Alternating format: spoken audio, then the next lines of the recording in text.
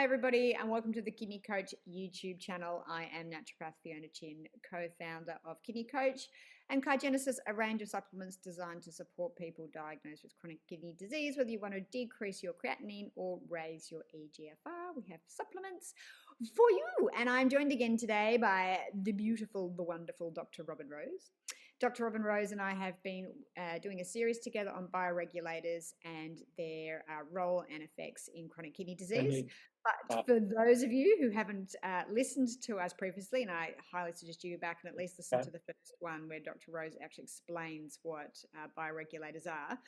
But for those that don't know, Dr. Robin Rose is well, she's amazing. She's a whole pile of things, but she was a general health practitioner. She, has had done studies in naturopathy. You were a registered nurse practitioner. Do I remember that one? Yeah, correctly? first I was a nurse's aide, then I did an EMT program, then I did an RN program, then I did a family nurse practitioner program, and then I went to med school. I would have gone to naturopath school, but I was over it. I just went to a lot of naturopath conferences and studied a lot. Well, and then of course you went through your own journey with being diagnosed with kidney cancer and then being told that you were in kidney failure and then all the things that go with that. So as when it comes to the world of Renology, and I'll explain why I've used that term in a minute, and kidney disease, Robin obviously has her own story with it. And then in very recent times, she's gone on and written a beautiful book called Renology, Kidney Success with Bioregulators, so Renology peptides. So, and it is a huge book on all things bioregulators and their use in chronic kidney disease. So we are back again today to talk about the blood vessel bioregulator, also known as Visogen and Ventafort. But before we get started, do you want to quickly, for people who haven't listened to any of our other podcasts, explain what a bioregulator is and why we love them so much? Well, first I want to say what's Renology. Yeah, do that. Please do that. Sorry. I was told by my oncologist, don't use the word failure. She was intense. She meant it. You're not in failure. You're not quite there. And so I'm aware of the limbic system effect on the term failure is really a medical curse. And so I heard that nephrology thought the word renal, nobody understood what it meant. I think everybody knows what renal is. And so I decided I'd take it as a primary care mindset that what we're looking for actually and we're going to achieve is kidney success. So it's the art and science of kidney success. As soon as you hear that, something changes. So I think there's many, many, many things to do to achieve kidney success. As we all know, diet, sleep, exercise, hydration. As she takes a sip. Role model.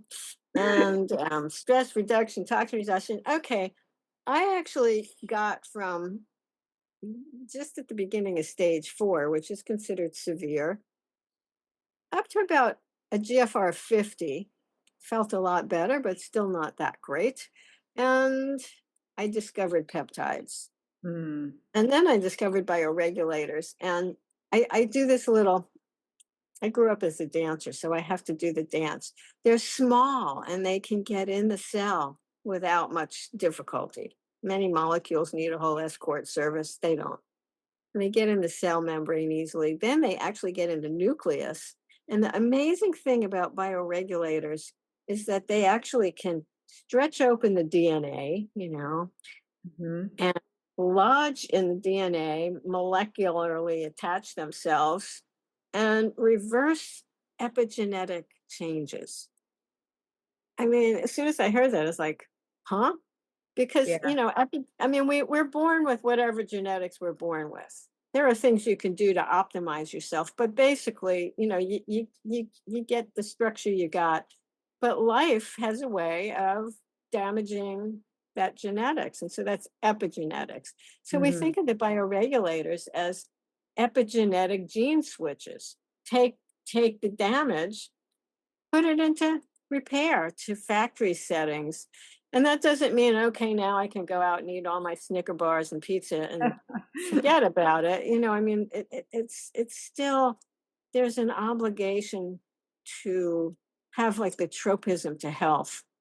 I call Mm. it harvesting the low-hanging fruit from the kidney tree of lifestyle. I love that. So true. I'm always saying, and I always say to people that are, if they're using Cogenesis stuff, if it's like it hasn't worked, I'm like, well, you've got to do all the other stuff. Like you can't just take a supplement and hope it works if you're still eating a really high protein, diet, which is highly acid forming. And if your, stress management's not right, or if you're not sleeping properly, cortisol's through the roof, like, and I say this to my biohackers too, you can't out biohack basic 101: sleep, exercise, diet, stress reduction, light exposure. So, yes. Yeah. But then bioregulators come in close because exactly what you're saying, their ability to restore factory settings of DNA expression, which I don't know much else that does that in its ability to unravel chromatin and change gene expression. There's not, those other things can do that slowly over time, but the way that bioregulators work, they really are very, very, very individual in how they do this.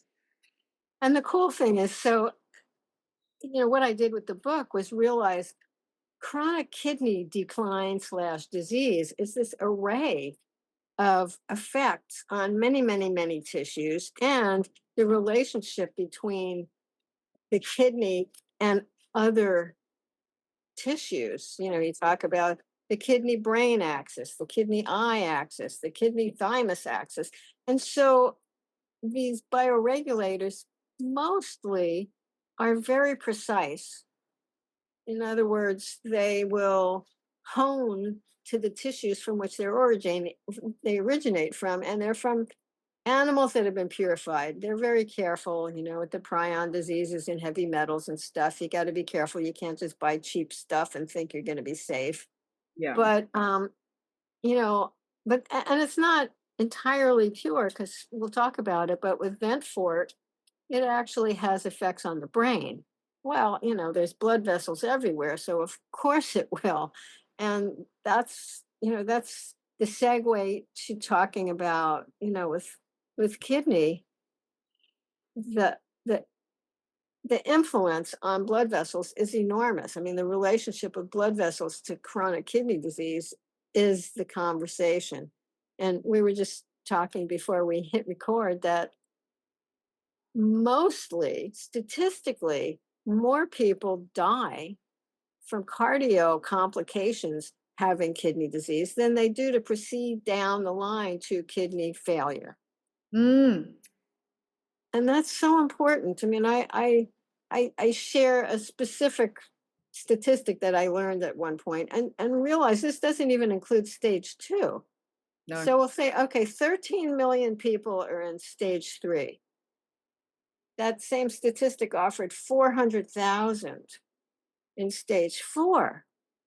Okay, where'd all those people go?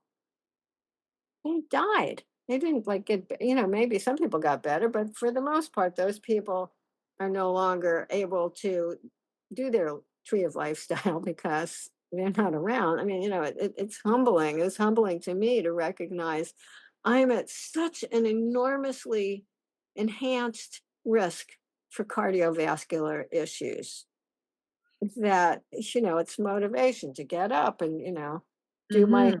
do my movement, do my meditating, deal with the stress that enhances vascular changes. So today we're going to talk about blood vessels and kidney.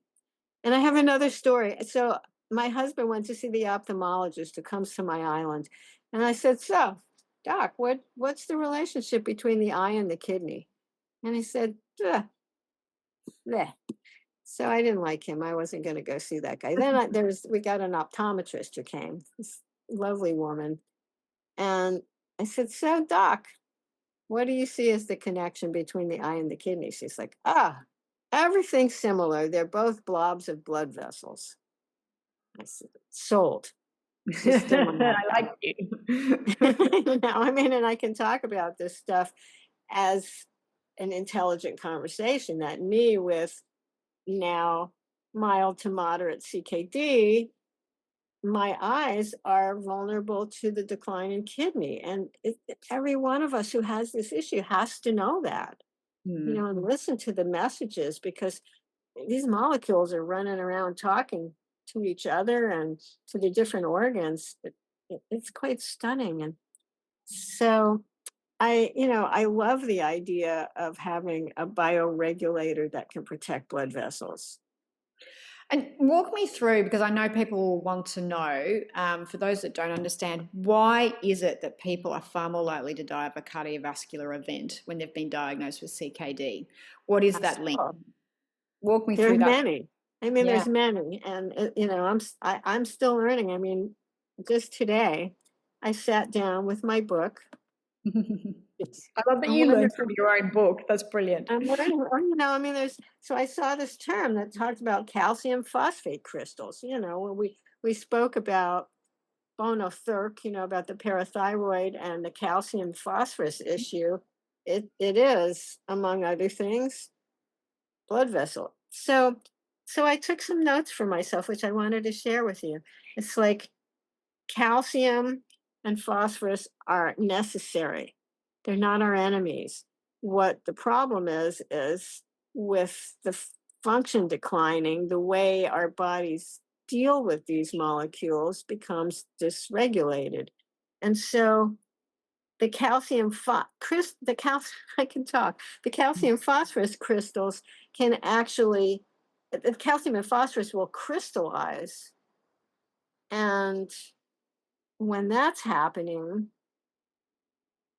basically the blood vessels change to bones and the bones decline. Those are two things we know. I mean, the metabolic bone disease of kidney issue is not insignificant. The osteoporosis of kidney is a whole separate conversation from the osteoporosis that the general population has. And so what I have down is they deposit these crystals deposit in one of the layers of the arteries, Mm. and that causes inflammation. And everybody knows if something's inflamed, it's kind of tense and doesn't work very well. And so they talked about the bone vascular cartilage axis. Oh, wow. No, I like this. And so basically, the artery disease starts with dysregulation of mineral metabolism. One of many things. There's other issues, but this one is really fascinating because you get increase in phosphorus, lots of lifestyle things to improve that. Vitamin D gets dysregulated, Mm. calcium becomes imbalanced, parathyroid becomes abnormal. And then one of my favorite topics, the FGF23 conversation and the You and clotho me both. conversation.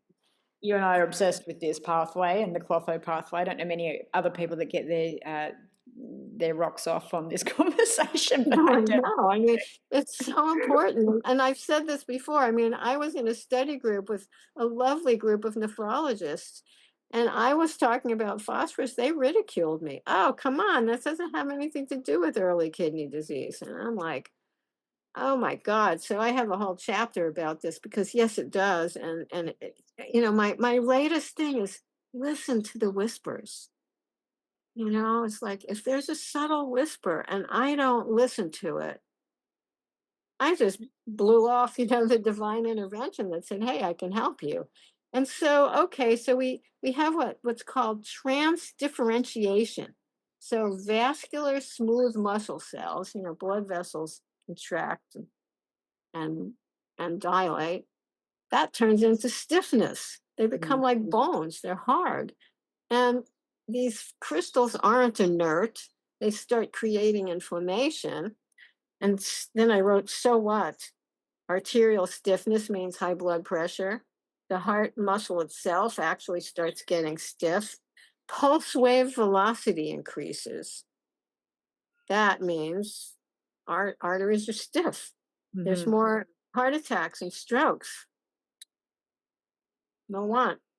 And then I've not seen this. I don't know if you have calciphylaxis, where there's actually painful necrotic skin lesions as a result of the small blood vessels getting calcified. I have seen that. That's actually how I know. In fact, if I have someone come in and they're on, and I often see it worse when they're diabetic for obvious reasons with the lack Yeah, of yeah, that, so that will make them come up. But generally, I look at that and I go, "Have you been diagnosed with kidney disease?" I don't even have to look at a blood test. And like, how do you know? And I'm like, I can tell by those calcification rashes on your leg. It's a very specific thing to me that says end stage kidney disease, and they're end stage. Generally, they're stages don't even maybe know. 4 and 5, and they've not been diagnosed, and they've got these exact what you're talking about wounds on the skin. It's like I'm like, oh my goodness, we need to do your kidneys like, and it's very. I see those in much later stage.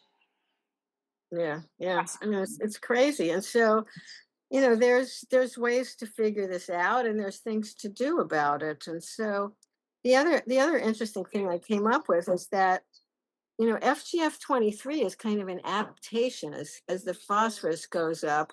The Mm, FGF-23 shows up to be protective, but the way it's protective is if there's clotho.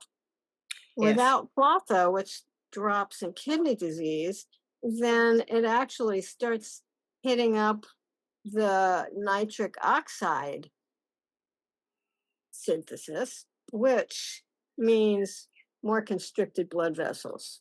Mm, Nitric oxide does a lot of stuff, but in this conversation, it allows for blood flow. And without blood flow, things don't do well. The kidney has blood flow, every part of our body does. And so there's several mechanisms for nitric oxide to decrease. So that was interesting to me. And then the other one, so I'm sharing my day's studies, is sirtuins are mm, actually enzymes. And so SIRT1, we see written a lot, is NAD dependent.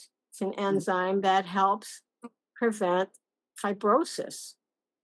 And so these bioregulators actually enhance sirtuins. And that also activates nitric oxide. So mm. all these little things are talking to each other. It's protection for oxidative damage. I don't want to rust inside. You get inflamed and then you rust. It's like very unappealing. It really is when you put it that Doctor, way. tell me, what can I do? I don't want this. This osteogenic differentiation. I love that. I mean, basically, I don't want my blood vessels turning into little bones. No, which is, and that's that whole people can have a calcium score, artery score, and that's exactly that test is exactly what Dr. Robin Rose is talking about. That's that calcification score that we get to see the levels of cardiovascular disease and arterial stiffness. And what we want, by the time those tests are positive, it's like stage 4 or 5. So Exactly. really, what this is really about is suggesting that early on, and I mean, I relate to being a family doctor. So what the difference between a specialist who gets someone already diagnosed and if the primary care is like, I don't feel good. Okay, let's see. One of a million possibilities. Let's figure it out. And so early kidney disease gets not only neglected and ignored, but if people are using a GFR and it says GFR greater than 60 is normal, you're basically blankety blank, I mean, because the longer you wait, the harder it is really to reverse damage. I Hmm. mean, I'm aware of that. In figuring this out, which I had to sit here and figure it out for myself, I wasn't getting help to say, do stuff early. I finally did, but still, every time, every bit of waiting, every loss of nephron, is a cost. And so, to those who are told, oh, well, it's early, don't worry, eat what you want, don't worry. It's like, no, don't worry, be proactive. And so Yes. this conversation really is a gift to say you don't have to have blood vessel decline. Yeah. It's- So tell me more about these blood vessel bioregulators. So let's segue into that. So we've talked about the connection between renal disease, cardiovascular disease, and what that whole mechanism is. And, basically we're basically increasing bone tissue being laid inside our vascular tissue and inflammation, oxidative damage, which are the hallmarks of chronic kidney disease anyway.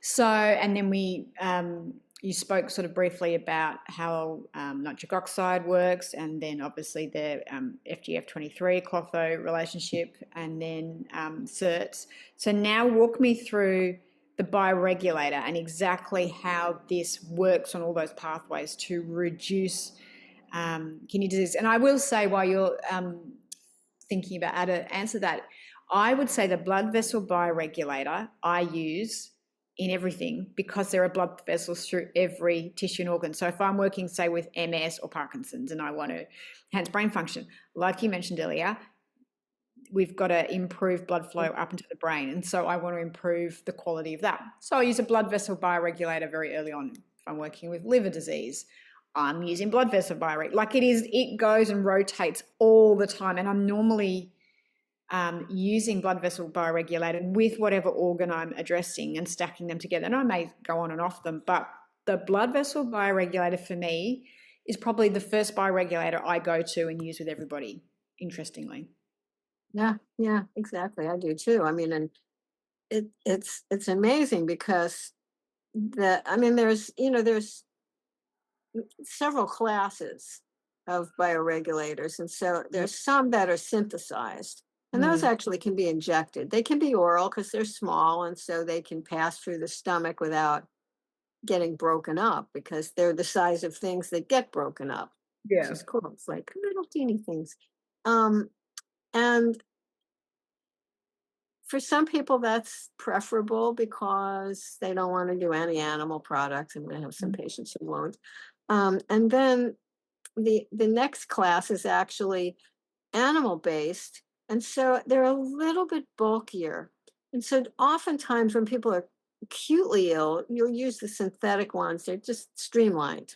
They get right in there. Whereas the other ones tend to be useful for prolonged illness, which CKD is clearly, a long haul adventure.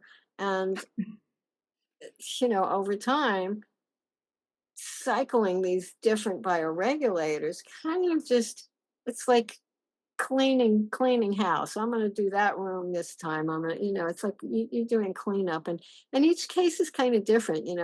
Some people really have a lot of cardiovascular presentation. I'll use this fairly regularly, even every month, do a run for a period of time. Sometimes it might not be for like 3 months later. It just depends. And so, how do these work? Like I said, it gets in there and it hits the body at a gene level and starts reversing things. And so, these molecules that we're talking about, the endothelin and sirtuins and nitric oxide are all, it's my sick dog who just screeched. Oh. She's getting peptides. It's amazing that these little tiny substances have a way of altering the way these enzymes and molecules work and doing a repair to it. And so, it's interesting because like atherosclerosis can be decreased. The lipids can be improved, and the inflammation is addressed. All of the molecules of inflammation get rerouted to more healthy pathways. And so, that's a lovely thing. I want to see if I use my own book as reference. and so, sorry, keep going. I was going to, I just read some clinical trials. These were based out of Russia, and St. Petersburg still is doing research. And what I wrote down was improved microcirculation, decreased lipid levels, and improved capillary stability. These are all major gifts for maintaining healthy heart. Maybe we can do heart next because it segs blood vessels. All of this affects brain function. And so, there's some conversation, more than just vasodilation.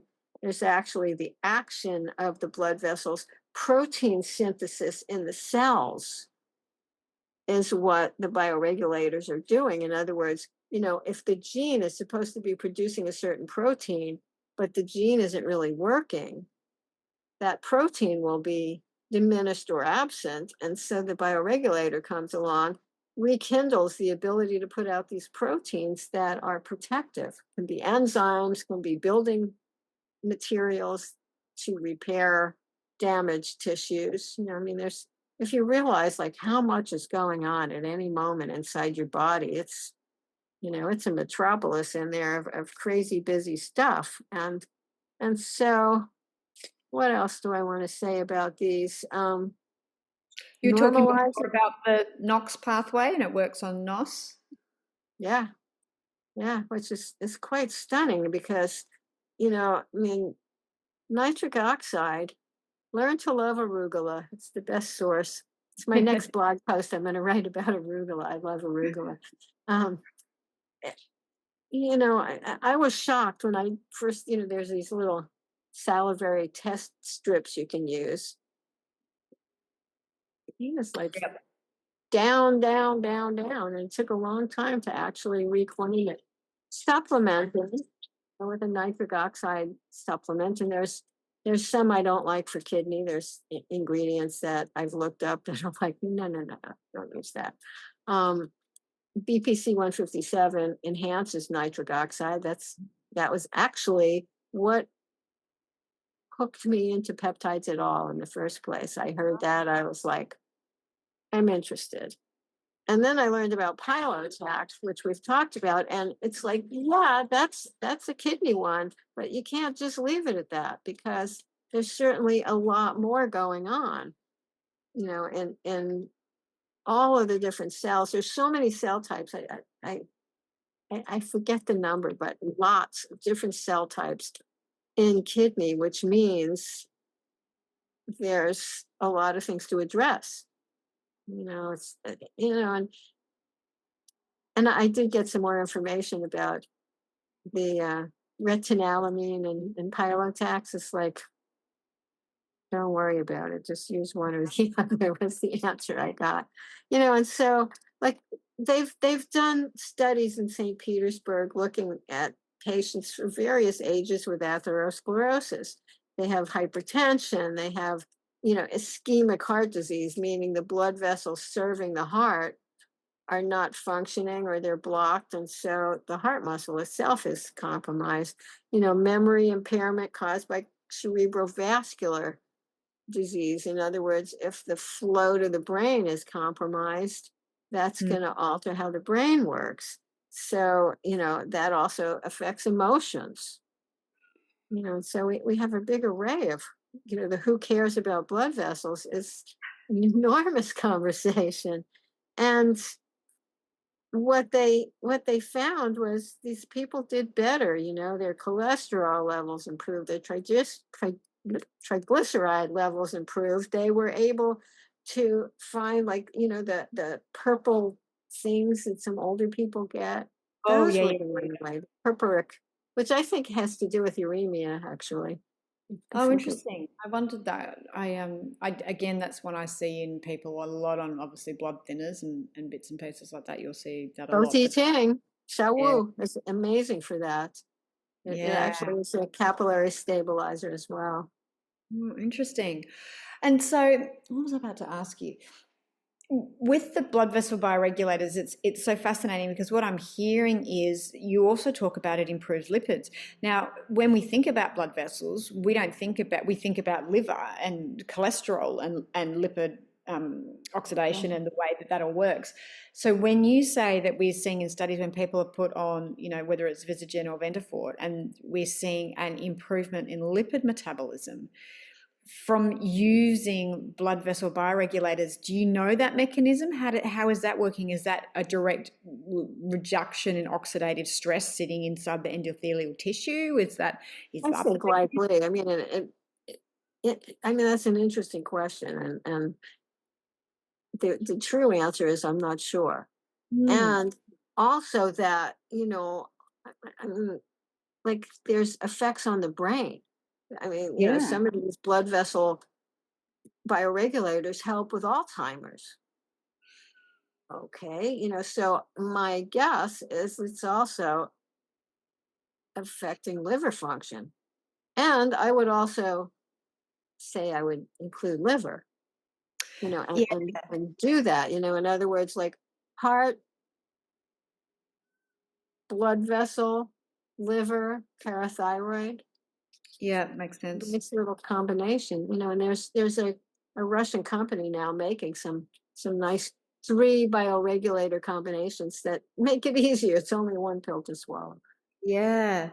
And that it's fascinating, isn't it? Because I either go, these bioregulators are so intelligent, or the human genome is so intelligent that if you put a blood vessel bioregulator, which is tissue specific, and it is improving lipid metabolism. And so it comes back to, I'm like, maybe there's stuff that we don't understand that deep inside the endothelial tissue, it is an oxidative damage thing that's happening, which is why we get Really? scar tissue and then the lipids sticking in there and causing basically scars and things like that. And so, the intelligence of the bioregulators, of the systemic effect they have on the tissue that they're affecting, is amazing. And then the other thing I hear is with this factory sort of reset, I sort of feel like as the body ages, it's like, those well, not old printers, and you keep printing and then the copy gets crappier and crappier, and then your printer will scream at you to replace the yellow, and you're like, I just want a black and white. My black is full. And it's like, but until you replace yellow, I'm not going to do it properly. But it's like when and you're like, when you replace, when you're using the bioregulators, it's like the printing, the copy that starts to come out gets defaulted back to a printer's original state, and you start to get optimal gene Nice. expression, meaning that stuff works more effectively. And I know some peptides, they work more on biochemical pathways, but I don't really know anything else that is able to unravel chromatin and reset gene expression like bioregulators. I find them fascinating, and that they're derived from animal tissue, and I just find them mind-blowingly fascinating, and then the results that we see with them. And and I don't know how you find them in practice, they're not this big whiz bang supplement like maybe a peptide is, where you get instant energy from MSS31 or whatever. They're these subtle little things that go in the background, and then people a month later turn around and go, Oh, yeah. good. I've seen some fairly rapid, like, oh wow. Have you? Um, I wonder, it's like sometimes I'll use the Cytogens, that's the synthetic ones. Um, and I think that tends to give a little bit more rapid onset. Okay. And I still think, injecting them has benefit. I know Dr. Greenberg thinks so too. And so, um, a lot of people don't necessarily love the idea of shooting stuff up. I mean, it's sort of like you're injecting insulin, same idea, but still, I'm a bit of a needle phobe, so I tend to have a predilection for oral stuff. You can just dump it in your smoothie. You don't even know you're taking it. I mean, we put it in our pets' food. They don't know. And so it is though. I mean, kidney disease really is something of an endurance test. Mm. No, I mean, even though I'm better, I'm still humble. I know that something could come along and knock me over. And so I tend to be very mindful of what I eat, my thoughts, my breath practices, stress levels, allowing stress in my space if I have any control over it, toxins galore. Um, and so having something that kind of pals with you, that goes along on this adventure to keep you a little safe. It's nice. It's like having, a biochemical babysitter, because none of us are perfect. I mean, I'm not. I blow it sometimes on purpose and give myself permission not to be perfect. But it's like I call it being a kidney yogi. I like that. You know, I'm going to be flexible, and I'm going to have that like I'm going to be disciplined. The mindfulness has to do with listening. If you have a sick kid, you do something about it. Well, if I have a sick me, am I going to ignore it until I break, or am I going to go, I'm going to maybe reel this one in? Yeah, well, I'm a great example of ignoring it till it breaks. So I don't recommend anybody does what I do. Just you spend a long time reversing it. And that is also very humbling. I want to just cycle back to, just so people are really clear on the differences between Cytogens and Cytomaxes, because I know in Russia, when I first went down the rabbit hole of this, in the Russian hospital, so for people that don't know, peptides, bioregulators really did come out of Russia. And they use them as a huge part of their hospital protocols. They're used very regularly over there. And my understanding, you'll know this far better than me, is that they do use the synthetics first, don't they? They sort of go through an acute phase of using the cytogens and to really reestablish stuff, maybe with peptides. And then they use the Cytomaxes long term. Did I get that right? That was my understanding. Yes, They really, absolutely. Yeah. Yeah. And, Bill Lawrence is doing this replication study for longevity. He was an attorney who went and got a PhD in nutrition and then somehow navigated his way to Russia and was interested because I think his whole family all died in their 50s of cardio disease. He's now in his late 70s and he's doing great. So he was, another wounded healer sort of, is motivated to say, oh, there's another way. And so he is replicating their studies for longevity purposes. Okay. And so in that study, you just cycle all of the oral ones, all of the Cytomaxes, the way that I remembered it. It took me a long time. So here's how I remembered it. Cytogen, you have to generate them. They're synthetic. Cytomaxes, they're a little bulkier. There's some minerals and some nucleic acids attached. So they tend to be a little bit of a slower process. And so and then some of the names like Vesugen. Okay, I know which one that is. The Russian names are challenging, and like Profound Health, they just call it, parathyroid. Blood vessel. And you have to know that those are the natural animal-based ones. Yes, they're the Cytomaxes. And another thing that I've been chatting with Phil Mikens about this is there are some products coming out that are called bioregulators, but they're not. They're extracts. And as he said, they aren't gene switches. What's that? They're straight glandulars, are they? Like just glandular extract that they're calling bioregulators. So they don't have that small ability to go in and change gene expression, right? But they're being marketed as such, and people don't know the difference. And it's not to say extracts don't have a role. But like you said, the unique, exceptional bioregulation ability is stunning.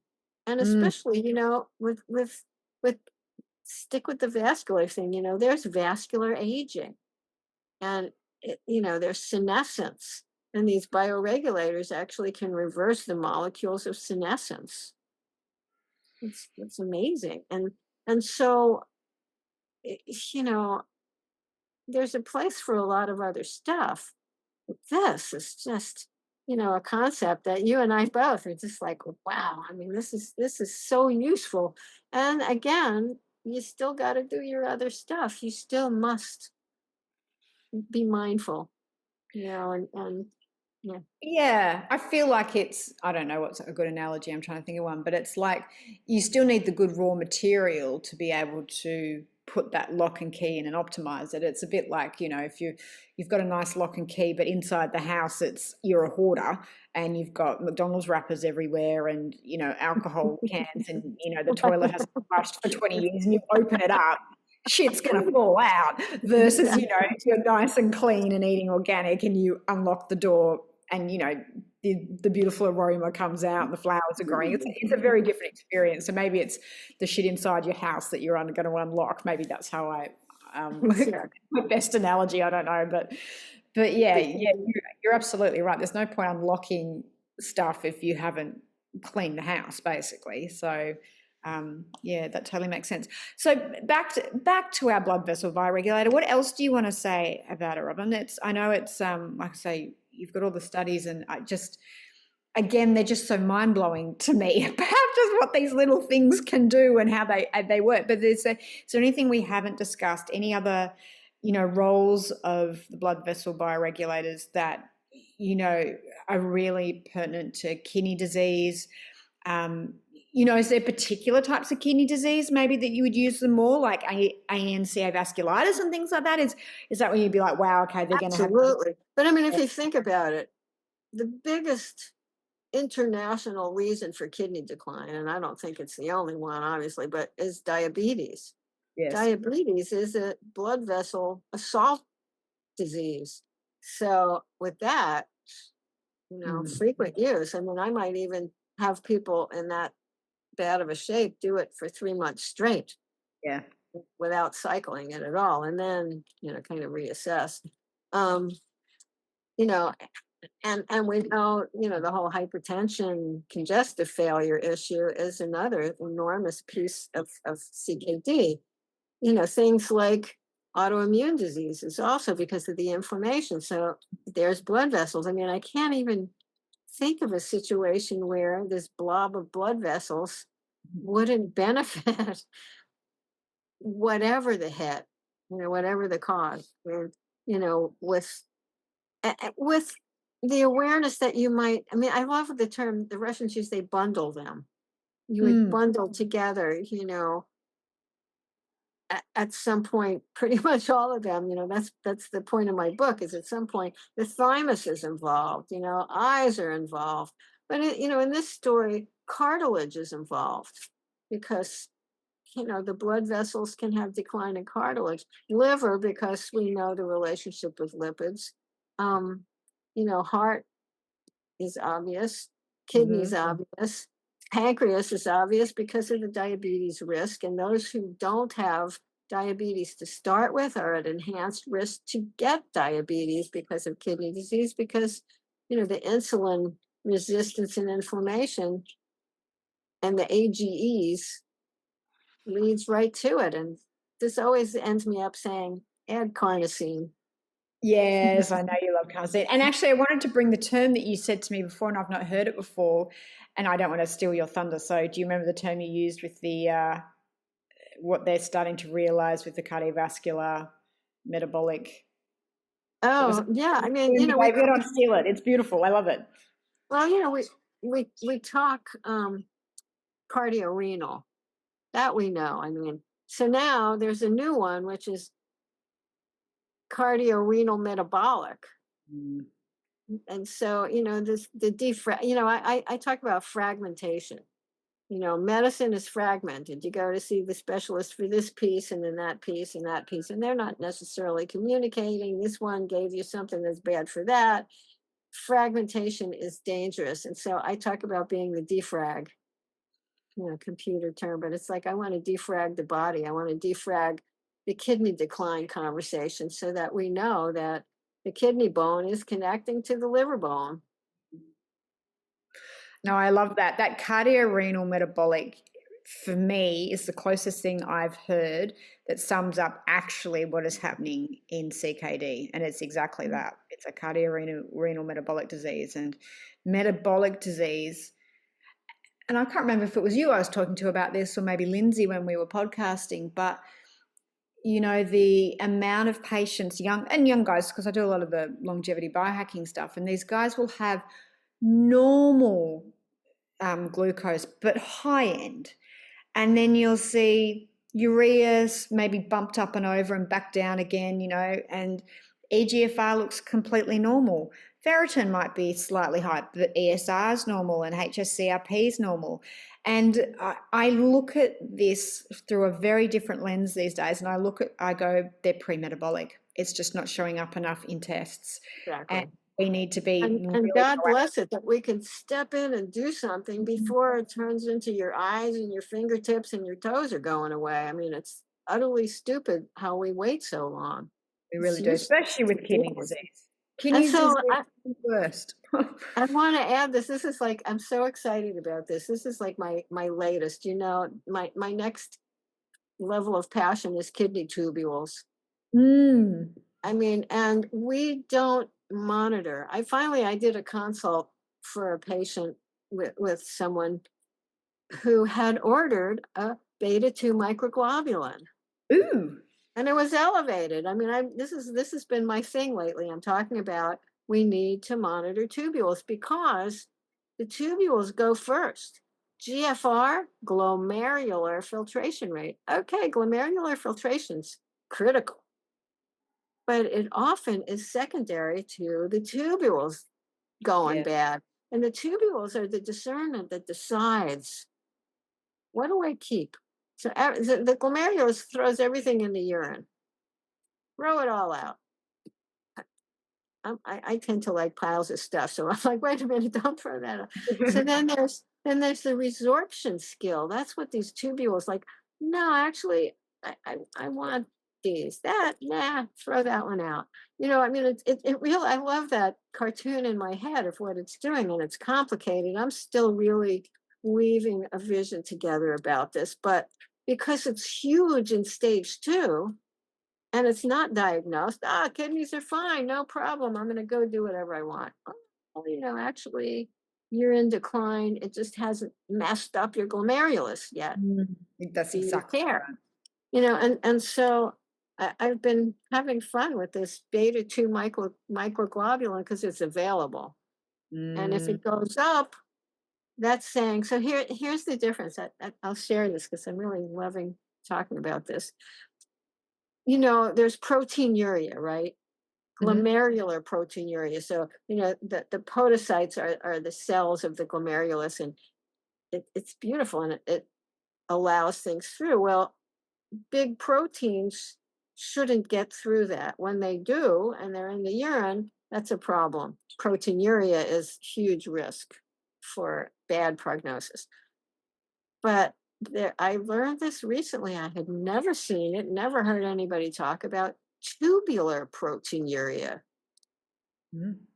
Okay, so that means low molecular weight, littler proteins get through instead of being resorbed. Things Hence like, the microglobulin. yeah, yeah, teeny stuff. And so alpha 1 microglobulin, beta 2 microglobulin, retinol binding protein That was the other one, yes. are things that you can order. Some of them I haven't been able to find. Where do you get it? So, it's, I'm not having an easy time with this either. but, as we talk about it and we share it with people, it changes. I mean, I'm old enough. I've seen things that I was talking about that all of a sudden is standard of care. You're like, wow, you were arguing with me 25 years ago about that. But now I will tell you that it's normal.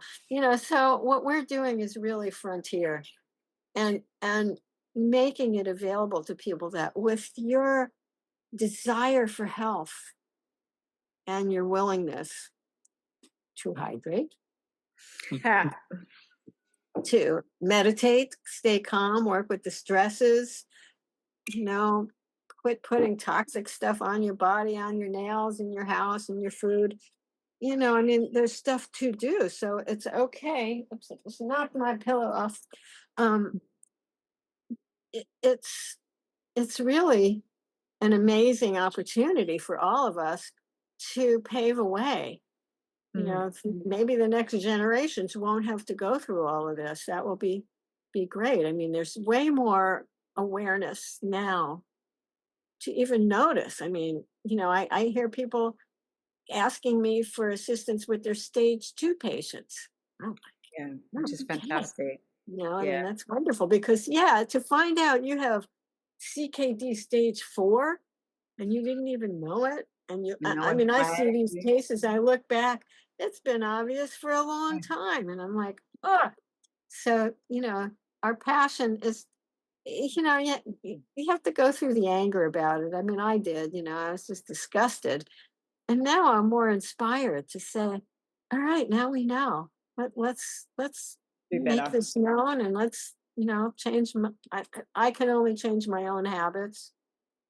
It took me how many decades to actually really quit sugar? Yeah. It's like, sure, I can tell you to do it, but am I actually it's hard to do these things. And so, that's why I love having some tools. It doesn't mean, now I can do whatever I want. But, it makes it a little easier so that I'm not perfect, but the epigenetics is still being kindly adapted. Yeah. Yeah. And that again, that cycles me back down to these bioregulators of just how beautiful they are at changing and resetting gene expression. And if you're doing everything that you've just mentioned, as eating well, thinking well, moving well, breathing well, getting enough sunlight, and then you can get this beautiful optimal gene expression. I think, again, bioregulators are amazing. And it's one of the comments we get a lot on the YouTube channel, is people like, do these work? Have you seen it? And it's great. I'm starting to see people who are watching our series of, there was a guy that posted the other day. It's like, yeah, my wife's been on liver. So they use liver and pilotax. So kidney and liver bioregulators, and saw she was dropping EGFR very rapidly, and it's just put the brakes on it. So I'm like, amazing. Yeah. So, I know we are, that. and, I've got a lot of my patients where they're doing them, what they notice is that it will, they'll get a rise of about 5 points in their EGFR while we work on other things, and then cycling them on and off, but you get the underlying stuff. So Yeah. yeah, they're amazing. And yeah, back to my original point, like blood vessel bioregulator, generally in kidney disease, that and pilotax will be the first two that I generally cycle people through for all the reasons that you've spoken about. Yeah.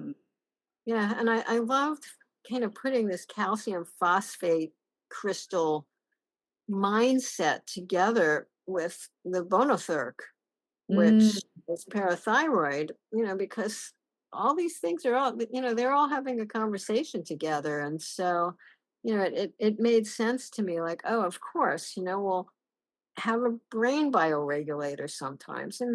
And, you know, I mean, honestly, from my perspective, the more that we order, the cheaper they are. So, we can avail that, we can share that, with people who are at least within 3D range of us.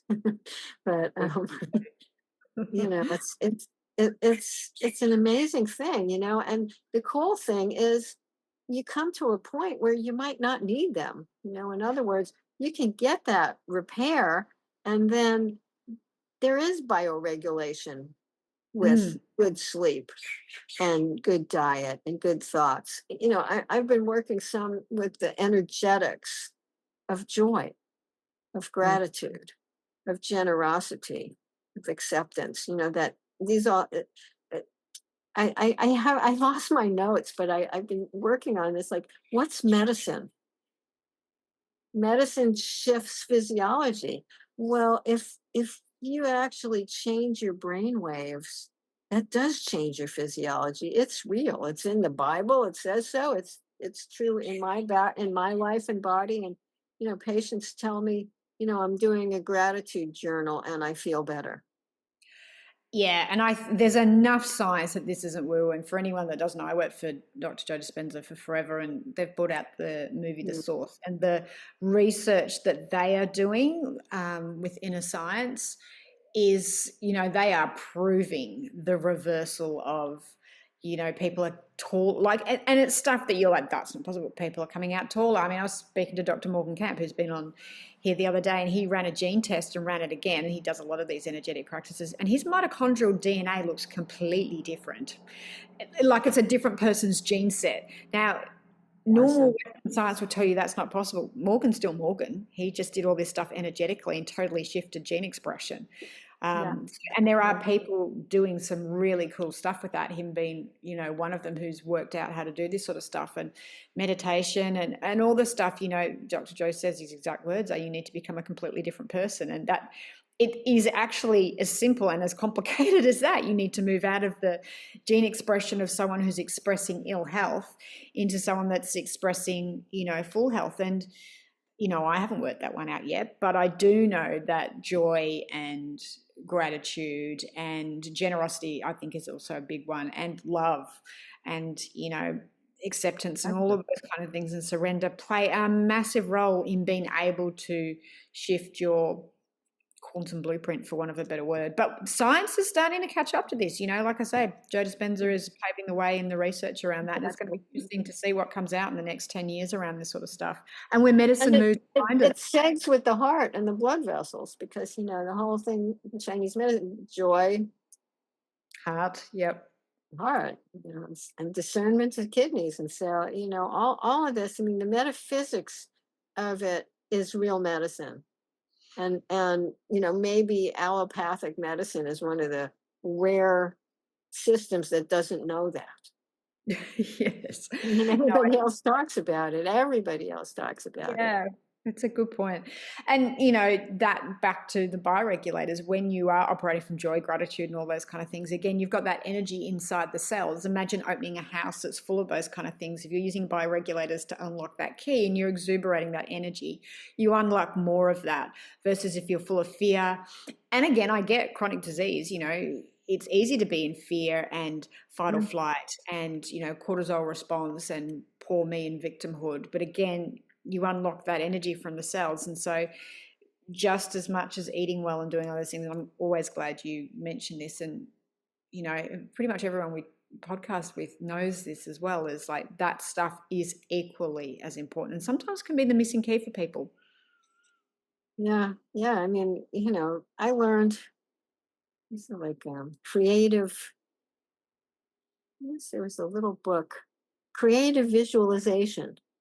This was probably in the early 80s. Yeah.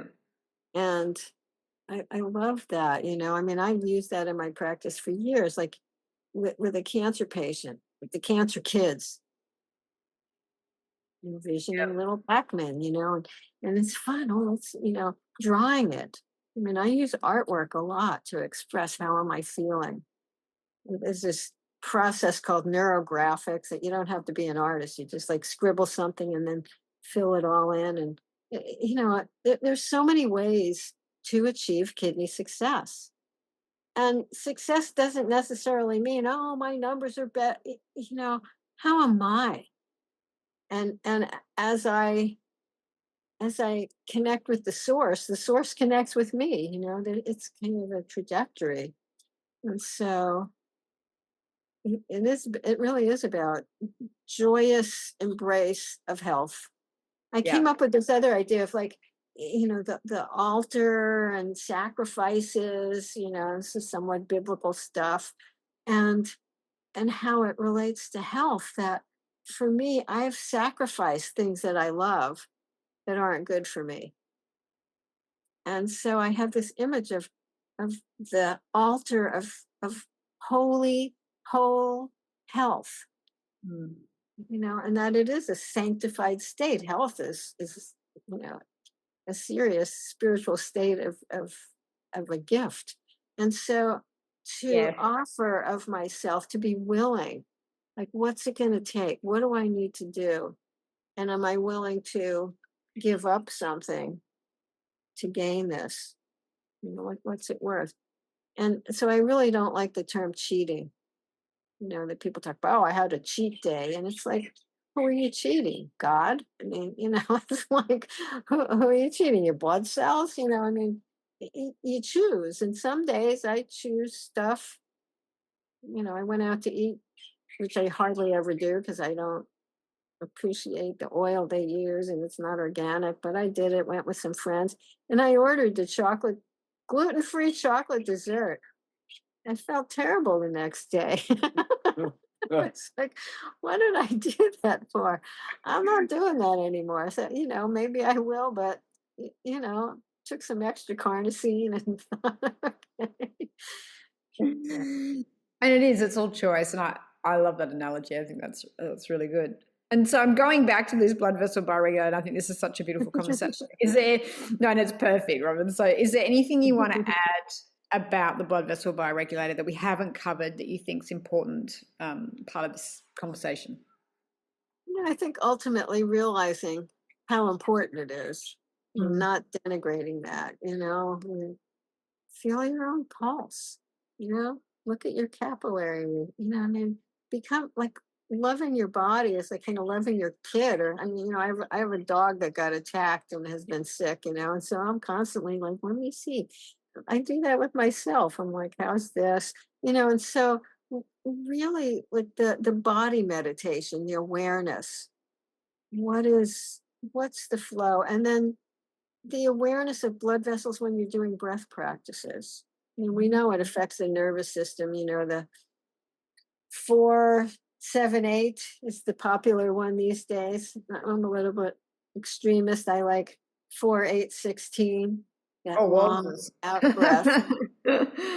Well, It's that just, that's been shown to totally re-regulate the vagus nerve, right? That long exactly. out breath. And HRV And at then night all, improve doing so that. Mm, that affects your blood vessels. mm. Feel it, I mean, all the heart rate variability stuff and all that. This is all endothelial function dysfunction. I think taking a nitric oxide support, taking an endothelial support enhances the synergy with the bioregulators. But, I think of bioregulators like the cherry on top. Yeah. It integrates everything and really enhances it. And so, since I've been doing bioregulators, I only have one kidney, went away with the tumor. My GFR has been in the high 60s from having been 30, and it's such a difference, Mm. and so I'm aware that my cardiovascular health has been one of the biggest problems. And so to me, constant awareness of what am I doing to help my blood vessels every day? I mean, it sounds crazy, but me and my blood vessels have a relationship and they're my friends, I mean, whatever part of me thinks it's separate from them, we're friends. Oh, it's perfect. I mean, most people know I've got MS, and part of what happened last year or the year before is I got severe Raynaud's in the right foot. So my foot would go black, like black, It's- when I'd be sitting down at the computer not moving. If I look at it now, it's a little purple, but it's not the color it used to be. And I actually put that down to blood vessel bioregulators. This is the first year. we'll And move, cold we'll plunging. move around a little while we're Yeah, no, doing this. they're pretty good. I've been at the gym this morning and I've been playing piano before, but I think also but ice baths and the blood vessel bioregulators, and this is the first year they don't go that gross or mottled color. In fact, I've got no Raynaud's whatsoever in them. And yeah, I haven't done anything else different. I have been on clotho, so maybe it's the clotho as well, but that whole, that combination. So, and like you say, it's not just kidney disease. Blood vessels are everywhere, and you wouldn't think MS would affect that, but yes, it does. So can be a Well, side effect. we So know with diabetes, the eyes are compromised, and that's another thing that these blood vessel bioregulators will contribute to their well-being along with everything else you do. yeah, how Yeah. many people have loss of sight as they get older? Very, very common. So yeah. Anything else you want to add, beautiful Robin, before we wrap up this? I think we've done it. The only thing I'll say is I'm writing some blogs when things excite me. I mean, I'm not writing basic stuff. I'm like, "Ooh, what about this? Start researching and weave it together." And so I have a website. It's kind of new to me. I'm still learning how to drive it, but it's Renology is kidneysuccess.com. Yeah. All one word. And you can reach out to me there if you have questions. There's a way to do contact. And so, but I mean, all of these talks that I've done with you and with other people are on there. And anybody who feels inclined to learn a lot more about all of this, you're welcome to find this big honking book with this beautiful cover. And Such a I know, I mean, it really is amazing. I mean, honestly, I use it as a reference well, I can because tell. there's so much information in it. I'm like, what about this? Because I've dropped a lot of stuff. But if I did the detail on every single thing, I love what we're doing because every time we do, I'm adding more. I'm writing all over my book all this stuff. I So love that you did that. You can buy your That's book off your website, can't you? So yes. I'll put in the link to your website below. So if anyone's interested in learning more about the bioregulators, um, you know, it is the resource. So I'll put a link in there, and of course your blog post that you write about arugula coming up. And for those Australians that don't know what arugula is, we call it rocket. Oh, that's right. Yeah, yeah. Rocket. Rocket. I'll have to It's it's very amazing. spicy. I'm great. To be honest, I didn't like it. I No, was because like, it's quite peppery. it's, but then when I found out what it does, I like it. I love Yep. it. And I My grow dad. it. And it's basically our salad. Yeah, You know, my dad it's a- grew abundance of rocket. So in summer, mum's now got it in the garden since dad's gone. So yes, I ate an abundance of rocket as well. So and it grows in mine. It's self seeds. It's great. So I think I've pulled it all out, and then summer comes and I'm like, oh hello, it's I resprouting know. I know. I again. have some, it jumps around, It oh, okay, you want to grow there? Sure. Yeah, yeah. So I'm like, okay, that's not where you were. And the tomatoes are like, that's a rock around my feet, but that's okay. It's very cool. Keep the bugs Robin, away. as always, what was that? Sorry. They keep the bugs away, maybe. Well, yes, they do. This is true too. Bugs Robin, as don't want. always, a joy to have you on the podcast. And I want to thank you for your time and expertise. And I will put your website in below for anyone that missed it. It is renologyIskidneysuccess.com, all one word. And yeah, you can reach directly out to Dr. Robin Rose there. If there's any topics you want us to talk about, put it in the comments below.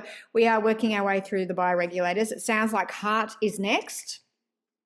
No, let's do heart next.